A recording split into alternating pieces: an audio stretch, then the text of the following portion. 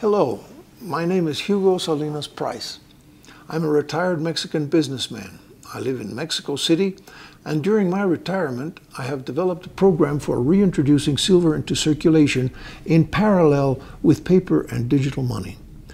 Europe and Britain are struggling with a huge crisis. There exists an enormous latent demand for a simple and solid means of putting by savings that will be immune to devaluation. The Isle of Man can easily create such a vehicle for savings and become a supplier of this product by minting a silver coin and turning it into legal tender money. This silver coin, let us call it the silver TRISKEL, would circulate in parallel with the Manx pound without interfering with its current monetary system, and could also be exported free of tax. How would such a product be created? 1. The TRISKEL should have no stamped monetary value upon it in order to prevent its subsequent demonetization when the price of silver rises and the silver in the coin surpasses the stamped monetary value. 2. The monetary authority will determine daily the quoted monetary value of the TRISKEL, which for all practical effects will correspond to a stamped value. 3. This quoted monetary value will be determined based on the international price of silver in Manx pounds, plus cost of minting, plus a small seigniorage, a profit for the monetary authority. 4.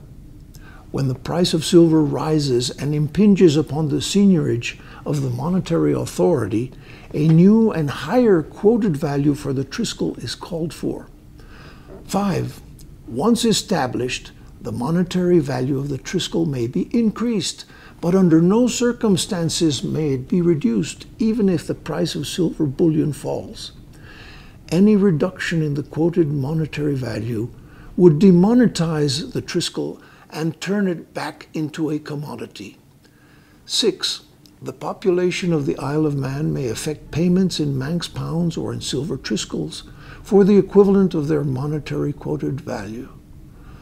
Since the silver TRISKEL will be legal tender, its sale and export will not be subject to tax.